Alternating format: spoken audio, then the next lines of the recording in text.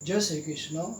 प्रिय दर्शकों, भाई और बहनों, अस्ट्रो चर्चा में आपका स्वागत है। मैं कुंदन शर्मा आप लोग का हार्दिक स्वागत करता हूं। मेरा आपको सादर नमस्कार। आज के वीडियो में हम केपी एस्ट्रोलॉजी से एक टॉपिक को डिस्कस करेंगे कि किसी व्यक्ति का विवाह अरेंज मैरिज होगा या लव मैरिज होगा, या वो लव टूट जाएगा और शादी नहीं होगी, लव मैरिज नहीं होगा, वो लव फेल्योर साबित होगा।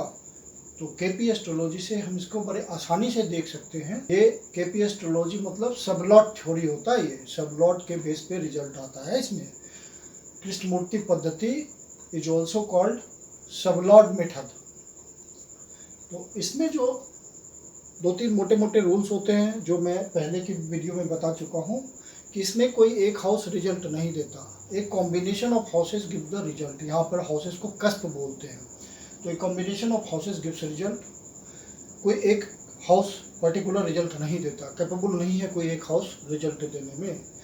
फिर किसी हाउस से 12वां हाउस उस रिजल्ट को निगेट करता है और सेकेंड हाउस उसको फेवर करता है। तो ये तो वैदिक एस्ट्रोलॉजी में भी, पराशर के भी मेथड में है।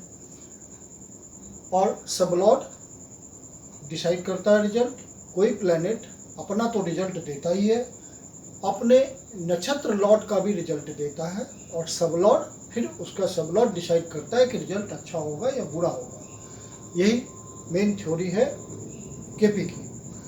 अब लव मैरिज के लिए जो कॉम्बिनेशन होता है वो 2, 5, 7, 11। ये यदि कॉम्बिनेशन मिल गया, दशा भुक्ति अंतरा में भी मिल गया, तो व्यक्ति का लव मैरिज हो जाएगा और लव सक्सेसफुल रहेगा। लेकिन यदि 5 नंबर नहीं है, सिर्फ 2 और 7, 11 है, मतलब 3 कस्प का कॉम्बिनेशन है, 2, 7, 11, 5 नहीं आया इसमें, या 2, 7 या 11 होता है। एक कस्प भी होता है तो भी रिजल्ट आता है, 2 कस्प होता है तो भी रिजल्ट आता है, और तीनों कस्प होता है तो भी रिजल्ट आता है। लेकिन जनरली तीनों कस्प आ जाते हैं मोस्टली सारे रिजल्ट में। यदि नहीं आता है तो इसका मतलब है कि वो निगेट नहीं कर रहा है। प्लैनेट यदि नहीं दिखा रहा है ये सारे ग्रुप ऑफ कॉम्बिनेशन, तो ये आप नहीं कह सकते कि निगेट कर रहा है रिजल्ट। वो ना फेवर कर रहा है ना निगेट कर रहा है, वो न्यूट्रल है। तो फिर उस दशा में हम देखते हैं कि क्या हो रहा है। तो लेकिन मोस्टली आपको ये कॉम्बिनेशन मिल जाएगा। अरेंज मैरिज के लिए जो कॉम्बिनेशन हुआ वो हमारा हुआ 2, 7, 11। इसमें 5 इन्वॉल्व नहीं है। अब कैसे हमने ये ग्रुप को लिया, कॉम्बिनेशन कैसे लिया? तो 5th हाउस लव का हाउस होता है, हाउस ऑफ इमोशंस, तो उसमें लव आ गया। 8th हाउस सेक्स का हाउस होता है, क्योंकि वो सिग्निफाई करता है एक्सटर्नल सेक्सुअल ऑर्गन्स।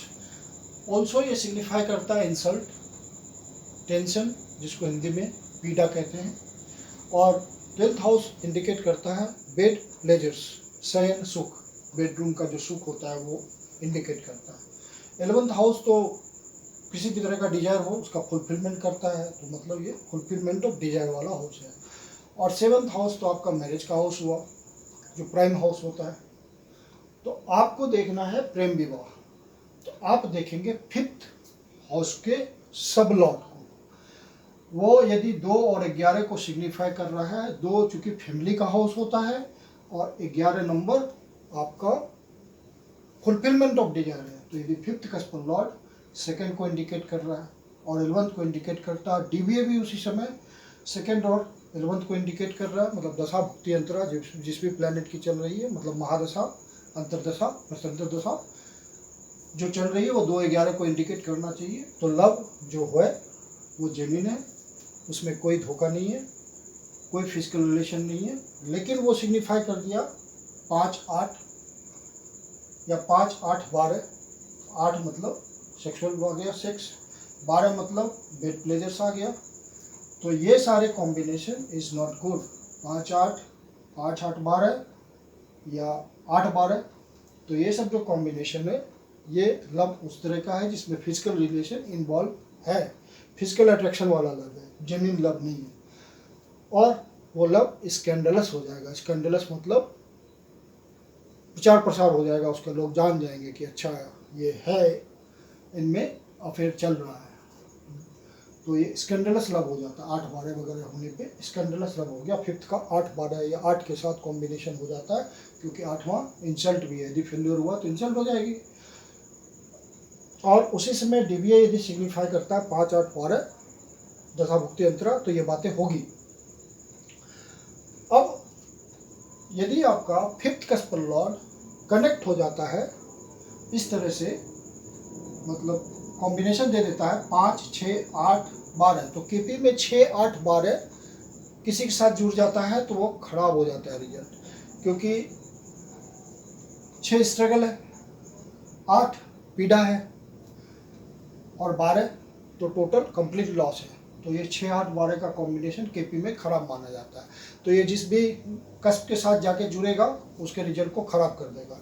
तो इसलिए फिफ्थ कस्पल सब लॉर्ड यदि कनेक्ट हो गया और दे दिया 5, 6, 8, 12, और डीवीए भी उस समय सिग्निफाई कर दिया 5, 6, 8, 12, तो 6 फिर 7th हाउस क्या होता है कुंडली में, कस्प कुंडली में या D1 में, वो होता है 12वां हाउस फ्रॉम 7th हाउस, जो कि प्राइम हाउस ऑफ मैरिज है।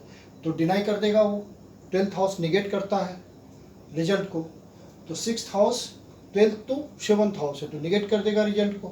तो 5, 6, 8, 12 सिग्निफाई कर देगा जो लव है वो टूट गया, ब्रेक ऑफ लव। तो इन कॉम्बिनेशन से हमें पता चल जाता है कि अरेंज मैरिज होगा या लव मैरिज होगा या ब्रेक ऑफ लव होगा। अब 1-2 एग्जाम्पल से आपको मैं समझा देता हूँ बहुत इजीली कि कैसे हम देखते हैं। इतनी सी बात आप याद रखिए, 2, 5, 7, 11, 2, 7, 11 और 6, 8, 12 का कॉम्बिनेशन 5 के साथ हो गया तो ब्रेक ऑफ लव हो गया। तो आपको ये तीनों बातें पता चल जाएंगी देखते ही, बशर्ते बर्थ टाइम करेक्ट होना चाहिए। अब इन सारी बातों को एक एग्जाम्पल से समझते हैं। एक हमने डेट ऑफ बर्थ लिया है अपने किसी क्लाइंट का, 31 जुलाई 1974, 31 जुलाई 1974। Place of birth, time of birth है 3:11 दोपहर का, और प्लेस ऑफ बर्थ है कलकत्ता। जब इसका हम D1 बनाते हैं तो वो ये आता है, ये D1 है, और ये लग्न है वृश्चिक का, और कस्प कुंडली बनाते हैं तो वो ये है। तो ये कृष्ण मूर्ति पद्धति में हम कस्प कुंडली को भी कंसीडर करते हैं, इसको भी कंसीडर करते हैं। तो फिफ्थ कस्पल लॉर्ड को हम चेक करते हैं। फिफ्थ कस्पल लॉर्ड आपका आ रहा है जुपिटर। जुपिटर सिग्निफिकेटर है, सिग्निफाई कर रहा है किस किस हाउस का रिजल्ट देगा, मतलब 2nd का, 3rd का, 5th का। अब इसका नक्षत्र लॉर्ड है जुपिटर ही, खुद वो जुपिटर ही है, तो वो भी 2, 3, 5 ही देगा। और इसका सब लॉर्ड है सैटर्न, जो कि 3, 4 और 8 का रिजल्ट दे रहा है। तो आप यहाँ देखिए 2, 5, 8 आ रहा है, 2, 5, 8, 2, 5, 8। तो इसका मतलब है कि इस व्यक्ति ने लव किया, लेकिन साथ में ब्रेक ऑफ लव भी हुआ। अब शादी के लिए अरेंज मैरिज है वो देख लेते हैं। 7th कस्पल लॉर्ड को चेक कीजिए अरेंज मैरिज के लिए, क्या उसमें लव का कोई इनपुट है। तो 7th कस्पल सब लॉर्ड सैटर्न है। सैटर्न सिग्निफिकेटर है 3, 4, 8 का, मतलब 3rd हाउस का, 4th हाउस का, 5th हाउस का। और इसका नक्षत्र लॉर्ड है राहु, 2nd हाउस का, 7th हाउस का, 10th हाउस का, 12th हाउस का। और इसका सब लॉर्ड है सैटर्न का चंद्रमा, मून, वो सिग्निफिकेटर है 1st हाउस का, 6th हाउस का, 7th हाउस का, 11th हाउस का। तो इसमें आप क्या देख रहे हैं, 7th कस्पल लॉर्ड सिग्निफाई कर रहा है 2, 7, 11। तो 2, 7, 11 कॉम्बिनेशन है अरेंज मैरिज का। 2 फैमिली है, 7 मैरिज है, और 11th उस मैरिज का फुलफिलमेंट, डिजायर, मैरिज डिजायर का फुलफिलमेंट है। तो 2, 7, 11 इसका फ्रूटफुल हुआ, मतलब अरेंज मैरिज हुआ, लव खत्म हो गया। ब्रेक ऑफ लव भी बता रहा है ये, और अरेंज मैरिज भी बता रहा है। तो इस तरह से आप बड़े आराम से केपी कुंडली से देख सकते हैं कि अरेंज मैरिज है या लव मैरिज है या ब्रेकअप लव है। यदि लव किया है तो वो लव आगे शादी में कन्वर्ट होगा या नहीं, और या फिर ब्रेकअप लव तो नहीं है। तो उम्मीद करता हूँ कि आपको एग्जाम्पल के थ्रू समझ आ गया होगा सारा। और यदि वीडियो अच्छा लगा तो आप लाइक, सब्सक्राइब और शेयर कर दीजिए, बेल आइकन प्रेस कर दीजिए। धन्यवाद।